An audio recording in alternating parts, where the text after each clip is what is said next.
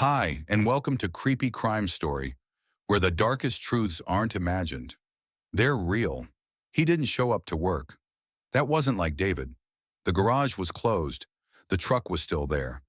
But when the deputy entered through the back door, what they found in the bathroom would shatter the quiet of Blooming Prairie forever. March 23rd, 2018. Blooming Prairie, Minnesota. A town where people still wave to each other at stop signs, where folks know your dog's name, even if they forget yours.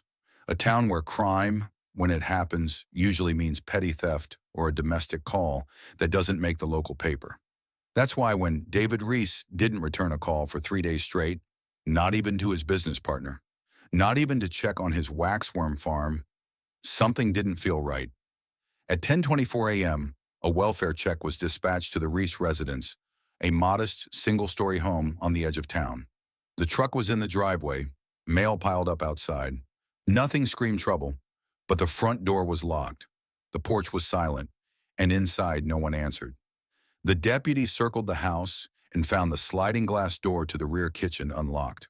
He stepped in. There were no signs of struggle. The place was clean, too clean. No laundry on the couch, no dirty dishes in the sink. No sounds, but in the hallway past the kitchen, the deputy caught a smell. Metallic, sour, familiar. In the master bathroom, David Reese was found lying on the floor near the toilet. His upper body was slumped backward, his face mottled with lividity. He had been dead for several days. Dried blood pooled beneath his left shoulder and along the grout lines. There was no weapon in the room. The walls were unmarked. No shattered mirrors, no broken furniture. Just a body, positioned in a way that made one thing immediately clear. This was not a suicide. Paramedics arrived to confirm death. The scene was secured by 11:02 a.m. The county coroner pronounced time of death as approximately 48 to 72 hours prior to discovery, pending toxicology. Visual examination revealed 3 gunshot wounds, one to the chest, one just below the collarbone, and another in the right torso near the rib cage. All appeared to be close-range entries. There was no soot or stippling consistent with a contact wound. It was a deliberate act. Crime scene investigators conducted a full sweep. Fingerprint powder was applied to door handles, faucets, and cabinet drawers. Only 2 sets of prints were identified throughout the interior. One set belonging to David Reese and another to his wife, Lois Ree. No unknown third party appeared to have entered or exited the home. From a forensic standpoint, that made things simple. But sometimes things that seem simple are the ones that turn out sideways. David's phone was missing. So were his bank statements, his checkbooks, and a locked fireproof box that, according to one of his business partners, he kept stored in the office closet. The rest of the house? Undisturbed. His wallet was untouched in the bedroom nightstand. The safe in the bedroom remained closed, and nothing valuable appeared to be taken. Investigators noted that the thermostat had been set unusually low, 61 degrees, possibly to slow decomposition. All windows were locked. There was no sign of forced entry, which meant whoever had done this had either lived in the house or had a key. The couple had 3 adult children. None of them lived nearby. When deputies made contact, they learned something else unusual. No one had heard from Lois Reese in several days. Neighbors were interviewed. Most hadn't seen Lois recently. A few remembered her waving at them the weekend before, smiling even. But no one reported anything alarming, no loud noises, no shouting. One neighbor, however, recalled something strange. The family dog had been left outside overnight, barking into the dark. "That wasn't like her," she said. Detectives checked local hospitals, jails, and nearby hotels for any sign of Lois. Nothing. Her phone appeared to be turned off. Her credit cards were inactive. Her last known appearance was at a nearby bank, withdrawing a large sum of money, $5,000 in cash, on March 22nd, the day after David was last seen alive. Security footage confirmed her identity. A bolo, be on the lookout, was issued for Lois Reese across Minnesota. But without further evidence, without a car description, and with no witnesses to place her at the scene post-mortem, there was no arrest warrant. Not yet. The following day, law enforcement entered David's office and collected his desktop computer, an iPad, and several external hard drives. Forensics began combing through browser history, login timestamps, and any traceable GPS data that might explain where David, or Lois, had been in the final days leading to the crime. Nothing suspicious surfaced. Yet, by March 25th, the case was transferred to the Bureau of Criminal Apprehension for higher-level coordination. The Dodge County Sheriff's Office classified the case as a suspected homicide. Local media picked up the story. Worm farmer found dead in Blooming Prairie home. But most residents didn't even read past the headline. Small towns don't think monsters live next door. It would take another week and a second body over 1,000 miles away for the rest of the country to start paying attention. By the afternoon of March 25, 2018, the crime scene had been fully processed. The Dodge County Sheriff's Office was no longer treating the case as a suspicious death. It was now a homicide investigation. And for the first time, the lead detective filed a missing persons report, not for the victim, but for his wife. Lois Ree, age 56, was officially unaccounted for. She had not answered calls from her adult children, she hadn't shown up to any local appointments, and her vehicle was missing. Based on the timeline, she had last been seen withdrawing cash at a local bank, $5,000 in total, on March 22nd, roughly 24 to 48 hours after David's confirmed time of death. The surveillance footage was pulled. She appeared alone, wearing a light-colored hoodie, sunglasses, and a ball cap. The footage had no audio, but her behavior wasn't consistent with someone in shock or distress. She made the withdrawal in 3 separate transactions, just under the bank's reporting threshold.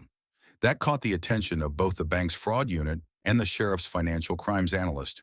The withdrawal limits suggested intent to avoid federal transaction flags. That wasn't something done on accident. When investigators requested a full financial record subpoena, a clearer picture began to emerge. On March 23rd, the same day David's body was discovered, Lois Ree attempted to access his online banking account remotely. 2 login attempts were made from an IP address traced to a motel 60 miles south, outside Des Moines, Iowa. The motel owner later confirmed a guest matching Lois's description had checked in under a different name. The ID provided matched the name of her deceased sister-in-law. She had been dead for 2 years. That detail pushed the case into federal territory. The Bureau of Criminal Apprehension flagged the incident and requested FBI assistance to cross-reference ID theft complaints and banking activity across state lines. They also began reviewing broader financial data tied to the Reese household. The results were grim. David's business accounts had been drained. Nearly $11,000 was missing. Credit cards in both their names were maxed out. The family trust, intended for retirement and medical expenses, had been fully liquidated in the prior 30 days. It wasn't just a moment of panic. It was a pattern of premeditated financial dismantling. One analyst flagged an earlier anomaly. 3 months before the homicide, Lois had transferred $35,000 from their joint account to a personal account held at a different bank. The destination account had no previous link to the family's finances. When subpoenaed, it was discovered to be tied to a casino in Prior Lake, Minnesota. Casino records confirmed that Lois had gambled and lost nearly the full amount in less than 2 weeks. In interviews, her adult children provided statements that aligned with the financial forensics. Lois, they said, had long struggled with a compulsive gambling addiction. She had previously taken money from her sister, who had a cognitive disability, and had signed over joint control of that trust account under false pretenses. She also had a history of fabricating illnesses, once even faking a cancer diagnosis, according to one daughter, in order to receive financial help from relatives and friends. But what disturbed investigators most wasn't the theft. It was the timeline. By the time the welfare check was made on March 23rd, Lois had already crossed state lines. The first confirmed motel check-in under an alias was on the 22nd, a full day before David's body had even been found. She was one step ahead. License plate readers and EZ-Pass systems picked up her trail moving south along Interstate 35, with verified hits in Iowa, Missouri, and finally Florida. But she had changed vehicles somewhere along the way, trading the family SUV for a white Acura TL belonging to an unknown woman. That shift would make more sense in the coming days. At this stage, the Dodge County Sheriff's Office issued a formal bolo, be on the lookout, for Lois Ree, citing her as a person of interest in a homicide investigation. The FBI added her to its interstate fugitive watch list. Marshals were briefed, but without an active arrest warrant, they had to tread carefully. And still, no one had heard from her. Not her children, not her neighbors, not even her gambling associates. She had disappeared, not into panic, but into planning. For those who study criminology, that distinction matters. People who act out of emotion tend to collapse after the crime. They go to ground, they spiral.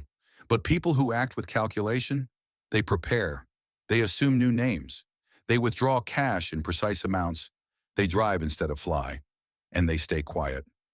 By March 28th, just 5 days after David Reese's body was found, investigators had assembled a complete map of Lois's known travel route. She had covered over 1,500 miles. Every stop was deliberate. Every motel registered under a new name. No cell phone data could track her movements. She had turned off her own devices. But one piece of digital evidence finally gave agents a location lead. At a Shell gas station in Ocala, Florida, a security camera captured a partial image of the Acura's license plate. It wasn't registered to Lois. It belonged to a woman named Pamela Hutchinson, a 59-year-old from Bradenton, Florida. Investigators attempted to contact Pamela. No response. Her family hadn't seen or heard from her in days. She was listed as vacationing alone near Fort Myers Beach. A wellness check was requested. The result would expand the scope of the investigation and change the status of Lois Ree from missing person to something far more serious. On April 9, 2018, a welfare check was initiated at the Marina Village Resort in Fort Myers Beach, Florida. Room 404. The request had come from a concerned cousin in Virginia who hadn't heard from Pamela Hutchinson in over 3 days. Text messages had gone unanswered. Calls were ignored. She had been expected back from vacation the day before. At 2:16 p.m., resort management unlocked the door for Lee County deputies. The room smelled faintly of mildew, but nothing seemed out of order at first glance. The television was on. The beds were made. A beach tote rested by the door. In the bathroom, folded towels lay untouched. Then they saw her. Pamela Hutchinson, 59, was found slumped against the interior wall between the living area and the kitchenette. Her body was partially concealed by a tipped-over suitcase. She was fully clothed. One shoe was off. A dry pool of blood had formed beneath her head. The body had entered early stages of decomposition. No shell casings were found at the scene. Forensics arrived within 90 minutes. Entry showed no signs of force. There were no visible signs of a struggle. Her purse was missing. So were her car keys, phone, driver's license, and 2005 white Acura TL. Surveillance footage from the resort had not been erased, but there was a gap. The exterior camera pointing toward the parking lot had gone dark for a 16-hour window starting on April 6th. According to the tech on site, it had lost power, though no other system failure was reported in the building. It was likely disabled intentionally. The medical examiner's report was fast-tracked due to possible linkage with an active out-of-state homicide. The autopsy confirmed Pamela had been shot once, directly behind the left ear. The wound was small caliber, tight entry, with close-range burn residue along the upper cervical area, consistent with a .22 caliber weapon. The bullet had passed through the skull and lodged behind the jawbone. She died instantly. A second bruise was found on the left wrist. Compression pattern. Investigators believed it was a grip mark. There were no defensive wounds, no alcohol or drugs in her system. Her toxicology panel was clean. The partial plate capture from a gas station 2 days earlier, on April 7th, had flagged the Acura's registration. When agents reviewed motel logs across nearby counties, they identified a check-in under the name C. Hutchinson at a different location in Ocala, matching the known travel route of Lois Ree. The photo ID used had Pamela's name, but the guest in the security photo did not resemble her. The woman was older, her hair was shorter, and facial comparison showed no match. Inside the Fort Myers hotel room, investigators recovered a disposable coffee cup from the trash with preserved saliva traces. DNA was extracted. The result matched a known sample in the federal CODIS system tied to a prior forgery case. Registered to Lois Ree, Minnesota resident, DOB August 28, 1962. That was the point where everything accelerated. A federal arrest warrant was issued for interstate flight to avoid prosecution and identity theft. Lee County issued a separate warrant for murder. The FBI added Lois Ree to the Violent Criminal Apprehension Program watch list. She was classified as armed and dangerous. Media outlets began circulating her image nationally, framing her with a new moniker, Killer Grandma. While headlines focused on the incongruity of a white-haired woman on the run, task forces across multiple states worked through hard data. Vehicle plate recognition systems, ATM withdrawals, GPS triangulation, and border monitoring. The Acura had not yet been recovered. One small detail broke the pattern. Lois had made a call. A phone record, untraceable at first, had pinged from a payphone outside a liquor store in Corpus Christi, Texas, on April 10th. The call was placed to a bar owner named Jeff, who had once worked with David Reese decades earlier. He told officers that the woman on the line sounded off. She called herself Donna, but slipped once and said Lois. She asked vague questions about a place to lay low, but hung up when pressed. Pamela Hutchinson, by every account, had no criminal record, no connection to Minnesota, and no history of mental illness or high-risk behavior. She had been in Florida for a brief solo vacation, intending to scatter her husband's ashes. She was a known creature of habit, early riser, non-smoker, loyal to her family. According to her cousin, Pam trusted people easily. That's who she was. The working theory was direct and grim. Lois Reese had targeted her due to superficial similarities. Both women were Caucasian, in their late 50s, of similar build and hair color. It was enough. Pamela's identity had been exploited, her vehicle stolen, her life erased. In the following days, investigators began reconstructing the entire timeline. The approach, the murder, the theft, and the impersonation. Pamela had last been seen alive on April 5th at a beach bar, speaking to a woman she just met, according to a bartender. The description matched Lois. They had spent hours talking. Both had lost husbands recently. Both were alone. And according to surveillance, both left together. In towns like Fort Myers Beach, violent crime isn't unheard of, but this kind of premeditated, intimate homicide shook the public's sense of safety. Here was a woman who didn't fit the profile, didn't draw attention, and left nothing behind but silence and a stolen name. By April 13th, a composite of data revealed the Acura had traveled west, across Louisiana, into Texas. U.S. Marshals adjusted the search grid. The next confirmed hit wouldn't come from a police scanner or a toll booth. It would come from someone who, by chance, recognized her face from the news and picked up the phone. By mid-April 2018, the manhunt for Lois Reese had moved from regional concern to national priority. The murders of David Reese in Minnesota and Pamela Hutchinson in Florida were now formally connected through ballistic evidence, DNA confirmation, and a digital trail of impersonation that included forged IDs, illicit motel stays, and a string of minor financial transactions used to stay under radar thresholds. The woman suspected of both crimes was armed, mobile, and capable of calculated identity theft. But law enforcement was closing in, one data point at a time. U.S. Marshals began coordinating with FBI VCAP and the Florida Department of Law Enforcement to construct a precise geofencing dragnet along the Gulf Coast. Based on ATM withdrawals and motel check-ins, the last known vector of movement placed Lois heading west from Ocala, Florida, into Louisiana and then Texas.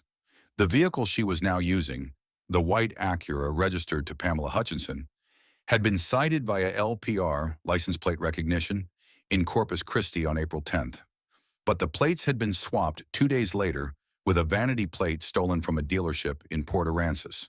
That action indicated a shift in behavior, from movement to concealment. Federal agents adjusted their search grid. Rather than scan highways, they began targeting coastal towns with low tourist traffic and cash-heavy lodging. Focus moved to South Padre Island, Texas. It was remote enough to disappear in, but accessible to anyone driving from Florida within a week. A bolo had already gone out to all local jurisdictions, but it wasn't law enforcement that broke the case. It was a bartender. On April 19, 2018, a woman matching the suspect's description walked into the Dirty Al's restaurant bar on the edge of South Padre Island. She sat alone. She ordered a cocktail. She paid in cash. The bartender later told deputies that something about her mannerisms stood out. Too polished for a beach bar, too controlled. When the woman turned to leave, he saw the side profile. He recognized her face from a segment that aired the previous night on NBC. He waited until she was gone, then made the call. South Padre Island Police, working in tandem with the U.S. Marshals Lone Star Fugitive Task Force, identified the vehicle parked outside a small beachfront motel registered under the name Jean L. Anderson. The license had a Florida address. The front desk clerk confirmed the woman had checked in alone, paid in cash, and used the Do Not Disturb sign consistently for 3 days. By 8:52 p.m., the parking lot was quietly surrounded. There was no forced entry. Officers waited for the target to exit. At 9:14 p.m., the woman stepped out of room 208 with a small tote bag and walked toward the vehicle. She was taken into custody without incident. She did not speak. A search of the room revealed the following: one .22 caliber semi-automatic pistol wrapped in a towel under the sink, multiple hair dyes and a short hair wig consistent with surveillance footage from earlier locations, Pamela Hutchinson's social security card and passport, several state IDs with different names, all bearing Lois Ree's photo, 5,146 logs in mixed currency. A burner phone later determined to have made a single outgoing call, traced to a Corpus Christi payphone used to contact a known associate of David Rees. The Acura was recovered intact. Forensic processing of the vehicle confirmed the presence of blood residue in the rear seat. Subsequent DNA testing matched Pamela Hutchinson.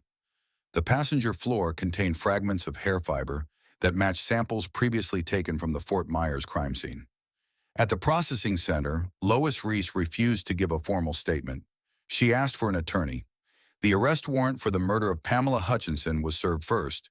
Within 72 hours, a second warrant for the murder of David Rees was formally delivered. At the press briefing the next day, a spokesperson for the U.S. Marshals Service issued a statement.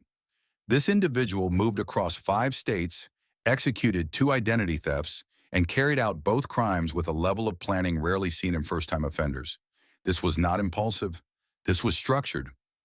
The statement was echoed by law enforcement in Minnesota, who announced that the investigation into David Rees's death would proceed in parallel with Florida's prosecution, but not before the Florida case moved forward first. The coordination across jurisdictions was now active and fully transparent. For prosecutors and law enforcement, the arrest marked a turning point, not only in the investigation, but in the public's perception of the case. The woman dubbed Killer Grandma had become a symbol of contradiction, outwardly harmless, internally dangerous. That dissonance added complexity to the legal proceedings. The state of Florida now carried the burden of proving premeditation, identity theft, and first-degree murder in a courtroom. But before that could happen, the task was simple: hold her. No bond was issued. In high-profile fugitive cases, arrests often end with resistance, suicide, or flight across international borders. This one didn't. It ended with a quiet surrender on a Texas island, a loaded pistol beneath a motel sink, in a suitcase full of stolen identities. After Lois Ree was arrested in South Padre Island on April 19, 2018, the priorities shifted from pursuit to prosecution. With 2 victims across 2 states, David Rees in Minnesota and Pamela Hutchinson in Florida, law enforcement faced a jurisdictional challenge, determining who would go first and how to preserve the integrity of evidence spread across more than 1,700 miles of territory. The Florida case moved to the front for one reason: Pamela's murder had the strongest forensic correlation. The murder weapon was recovered from the motel room in Texas. Her ID was found in the suspect's possession. Her vehicle was used during flight. A DNA match from a discarded cup confirmed physical presence. And crucially, the bullet recovered from Pamela's skull matched the .22 caliber firearm seized at the time of arrest, confirmed by ballistic forensics. Minnesota authorities had 1 bullet, 3 wounds, no weapon, and a suspect who had already crossed out of state before the body was even discovered. From a trial logistics standpoint, Florida had the tighter case. Lois Ree was extradited to Lee County, Florida, under federal custody. The indictment was precise: first-degree murder, grand theft auto, identity theft, and unlawful possession of a firearm. She entered a plea of not guilty through her appointed counsel. No bond was requested, none was offered. Meanwhile, back in Dodge County, Minnesota, investigators were still working the timeline in reverse. They reprocessed the Reese home with a focus on cross-matching the weapon used in Florida with the wounds found on David. Although the gun itself had not been recovered from the Minnesota scene, forensic comparison between entry wounds on David and those on Pamela supported the theory of a single weapon, a .22 fired at close range from a right-handed shooter, consistent with known traits of the suspect. Crime lab analysts focused on two specific angles: trace residue and digital movement. While gunshot residue was not retrievable from the scene due to time-lapse and cleanup, one breakthrough came from geolocation analysis. A Wi-Fi-enabled printer inside the Reese residence had logged into the home network on March 22nd at 4:08 a.m., 18 hours after David's estimated time of death. The print log showed a partial document, a temporary Florida rental listing. That detail, though seemingly minor, confirmed that planning had begun before Lois even left Minnesota. The Florida case continued building. A medical examiner's report revealed no hesitation wounds on Pamela Hutchinson, no defensive marks. The entry was deliberate in contact range. Testimony from resort staff placed Lois in the room both before and after time of death. Her cash payments, forged ID, and behavioral concealment suggested premeditation. Prosecutors in Florida and Minnesota maintained weekly contact to prevent redundancy in evidence handling. Chain of custody across states was confirmed. Interviews were conducted with mutual family members who described a history of compulsive gambling, financial deceit, and repeated incidents of manipulation that, in hindsight, were warning signs. But in cases like these, it's not just about motive, it's about method. Pamela and David had never met. Their only link was the person now sitting in a Florida jail cell. And while the public followed headlines about the killer grandma, investigators focused on what mattered more: precision, establishing that both murders were part of the same pattern. Not crimes of passion, but strategic eliminations. By mid-May, Florida prosecutors finalized their decision. They would pursue the death penalty. It was not just based on brutality, but on aggravating factors. Pamela had been killed to facilitate another felony, identity theft. The murder had enabled interstate flight, and the victim had been chosen for convenience, not conflict. Cases involving interstate crimes often fracture under procedural pressure, but here forensic consistency held the narrative together. The bullet matched. The car linked both locations, and the same name signed into motels across two states with the same handwriting. There was no need for confession. The trail spoke for itself. On December 17, 2019, inside a Lee County courtroom in Fort Myers, Florida, Lois Ree entered a plea of guilty to first-degree murder. No trial, no jury selection, no cross-examinations, just a formal, deliberate acceptance of responsibility. She stood before the court in a standard-issue beige jumpsuit, her appearance markedly different from the neatly groomed woman once seen smiling in resort surveillance footage. The courtroom was silent as Judge Bruce Kyle read the sentence aloud. Life in prison without the possibility of parole. There were no objections, no appeals were filed. The decision not to proceed with trial was strategic. Prosecutors had filed a notice of intent to seek the death penalty months prior, but in exchange for full admission of guilt and the waiver of future appeals, the state agreed to withdraw capital punishment from consideration. This agreement was reached in coordination with Pamela Hutchinson's family, who requested closure without the prolonged process of testimony and evidence hearings. The forensic evidence had already been locked in: firearm match, DNA transfer, video confirmation, financial usage under the victim's name. In truth, a trial would not have revealed anything new, but the plea confirmed something law enforcement had long believed. Lois Ree had planned both murders to sustain her flight and secure a false identity. Following sentencing, Minnesota moved to finalize its own charges. In June 2020, Ree was extradited to Dodge County to face a second count of first-degree murder for the killing of her husband, David Ree. The prosecution in Minnesota reviewed over 80 digital exhibits from the Florida case, including trace fiber comparisons, vehicle forensics, and financial data collected during the investigation. It was clear that the firearm used in both killings was the same, a rare ballistic match from a Jennings J-22, a weapon recovered in the motel room where Reese was arrested. Though the murder weapon had not been recovered in Minnesota, medical examiner testimony regarding the entry wounds in David Reese's chest and upper abdomen aligned with ballistic signatures from the Florida scene. Combined with the travel planning documents retrieved from the printer and banking withdrawals made using his accounts post-mortem, the timeline was self-contained. Reese had murdered her husband before fleeing the state, and she had done so with premeditation and motive. She entered a second guilty plea. On August 13, 2020, Lois Ree was sentenced to life in prison without parole for the murder of David Reese. She was not offered the chance to address the court. The judge waived allocution. By then, she had already been designated to the Lowell Correctional Institution in Florida, classified as a high-risk, long-term inmate. A detainer was filed by Minnesota to enforce their sentence concurrently, meaning no further legal movement was expected. Reese would spend the remainder of her life in custody, held responsible for both homicides. From a prosecutorial standpoint, the case had concluded without complication. But for investigators, there remained a sense of unease, not because evidence was lacking, but because of how little emotion had ever surfaced throughout the entire process.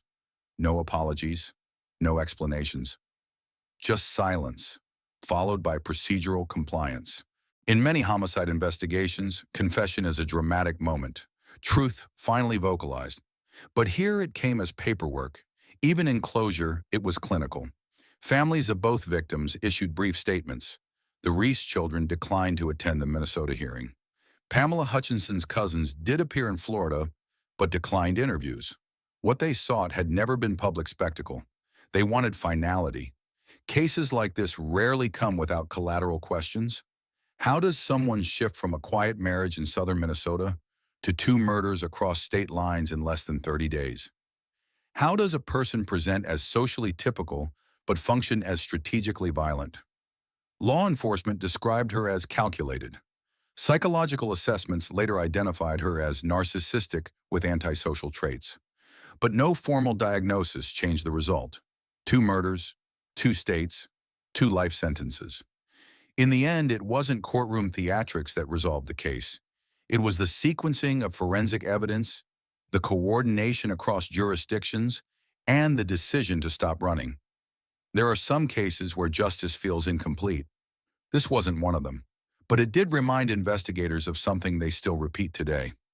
Planning doesn't always look like rage. Sometimes it just looks like routine. By the time both life sentences were handed down, law enforcement had closed the file on Lois Ree as a fugitive and as a defendant. But in professional circles, especially those in behavioral analysis and forensic psychology, the case remained open in another way. The dual state murders, carried out by a woman with no prior violent record, challenged assumptions about what a killer looks like, plans like, and acts like. The profile didn't match the crimes, at least not at first glance. Lois Ree, born in 1962, had no history of domestic violence, no psychiatric holds, and no prior felony convictions. She was a grandmother, a former daycare operator, and by all appearances, lived a quiet life in southern Minnesota. But beneath that surface, a consistent pattern had taken shape long before the first shot was fired. Investigators and behavioral analysts conducted a full retroactive review of her financial, medical, and social history. The key indicators were not buried. They had simply gone unconnected. From 2015 to early 2018, Lois had withdrawn over $100,000 from joint accounts without her husband's authorization. Most of that money was funneled through casinos across Minnesota and Iowa. Surveillance footage from Diamond Joe's and Mystic Lake revealed a woman deeply immersed in long stretches of play, regularly wagering in amounts that exceeded her reported income. Her gambling was not recreational. It was compulsive and funded through deception. Friends and family described her as private, guarded, and always upbeat. But court records showed something else. In 2016, she forged her sister's signature to access a state-issued disability fund. In 2017, she was investigated, though not charged, for taking money from a church community envelope meant for a hospitalized neighbor. None of these incidents triggered formal consequences. Most were settled privately. The pattern was noted but never escalated.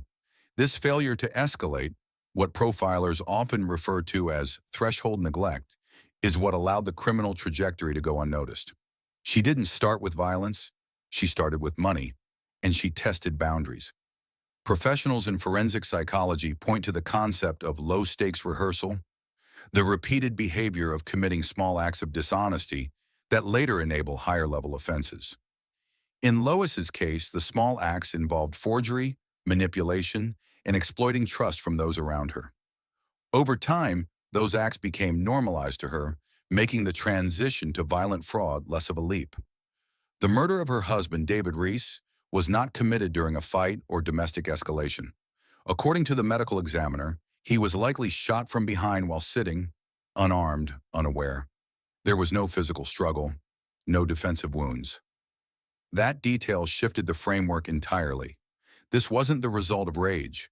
It was the result of planning. Pamela Hutchinson's case revealed the same.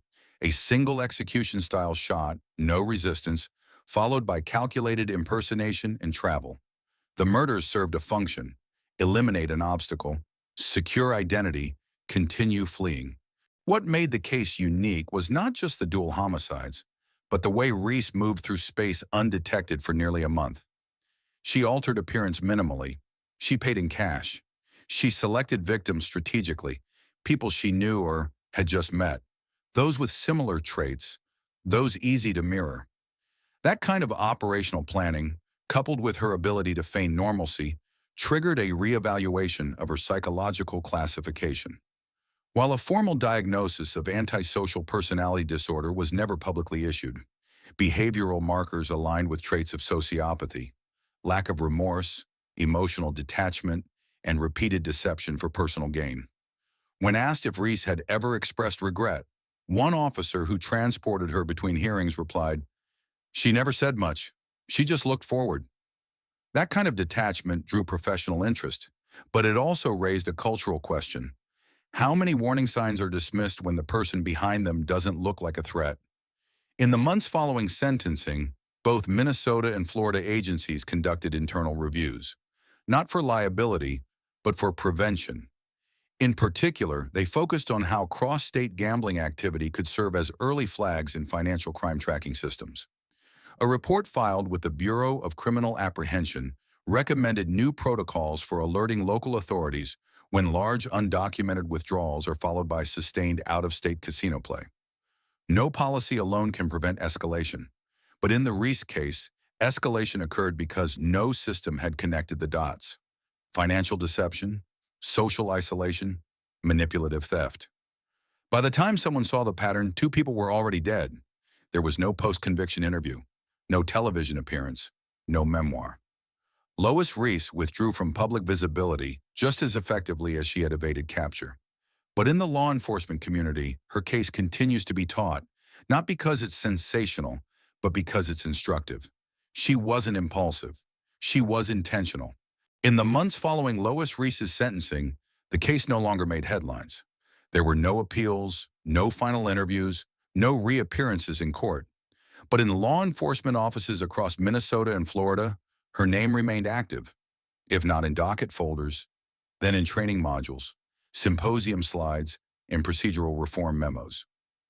The media had labeled her "Killer Grandma," a term that drew both attention and discomfort, not because it was inaccurate, but because it simplified a complex threat.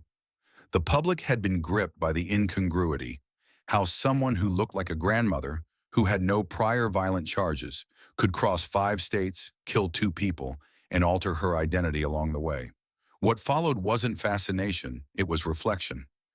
In 2020, the Florida Department of Law Enforcement issued an internal case study on cross-jurisdictional coordination, citing Reese's path as an example of how reactive measures, when properly sequenced, can close high-mobility fugitives. The Bureau of Criminal Apprehension in Minnesota issued its own briefing, focusing on missed red flags: unreported financial abuse, small-scale fraud, early forgery cases that went unpursued. Not to assign blame, but to ensure future cases wouldn't be dismissed just because the suspect looked safe. That was the lesson, distilled. No single action by race in the years before the murders had triggered alarm. But in hindsight, the pattern was visible. Calculated deception, financial manipulation, boundary testing. What hadn't been interpreted as a criminal trajectory became obvious only after bodies were found. For investigators, it reinforced a rule they knew, but too often were forced to relearn. Depravity doesn't come with a dress code. In 2021, a forensic behavioral unit in Quantico included the Reese case in its instructional library for criminal profiling, not because it was statistically unique, but because it was procedurally clean.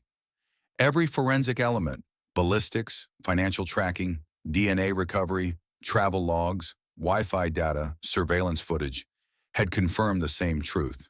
There were no contradictions in the chain of events. No mystery left unresolved. It wasn't a whodunit. It was a case that showed what happens when every system works, but only after it's already too late.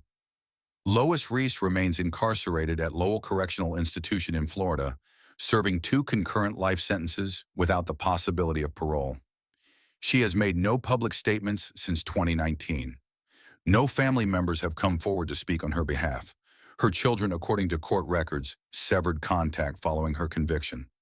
As of June 2025, there have been no new developments. The case is closed, administratively and forensically. But it continues to circulate in academic circles, podcasts, and training manuals. Not as a horror story, but as a procedural blueprint. In communities like Blooming Prairie and Fort Myers Beach, the ripple effect remains quieter. A memorial bench was installed in memory of Pamela Hutchinson near the marina where she last walked. It bears no reference to the case, only her name. That's how her family wanted it. David Reese was buried in his hometown, next to his parents, with a closed service. His obituary made no mention of the circumstances of his death. It didn't need to. For those who knew him, the tragedy wasn't just that he died, it was that no one saw it coming, not in time. If there's anything to take away from this case beyond the forensic details, it's the reminder that some of the most dangerous people don't stand out. They blend in. They borrow trust, wear borrowed faces, and move quietly until they're ready not to. And when they're done, they vanish, not in chaos, but in order. For investigators, it's not always about predicting who will commit murder. It's about understanding the conditions that allow it to happen unnoticed.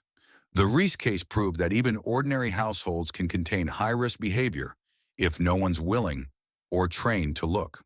There was no justice that could restore the lives lost, but there was something gained, a more refined understanding of how manipulation escalates, how identity can be weaponized, and how sometimes prevention requires connecting things that feel too small to matter until they do. What stays with me after telling this story isn't just the brutality, it's the silence that allowed it. So many warning signs were small, easy to overlook, but looking away doesn't make danger disappear. It just delays the moment we're forced to face it. If this case taught me anything, it's this. Sometimes the most dangerous people don't look the part. They blend in, manipulate trust, and leave devastation behind. So I'd like to ask you, have you ever ignored a gut feeling because it didn't seem polite to speak up? What would you do differently now? If this video moved you or made you think, let me know where you're watching from and share your thoughts below. And if it didn't sit right with you, tell me why. I want to hear all sides. If you found value in this story, please subscribe to the channel. There are more real-life stories that deserve to be told, with honesty, clarity, and meaning.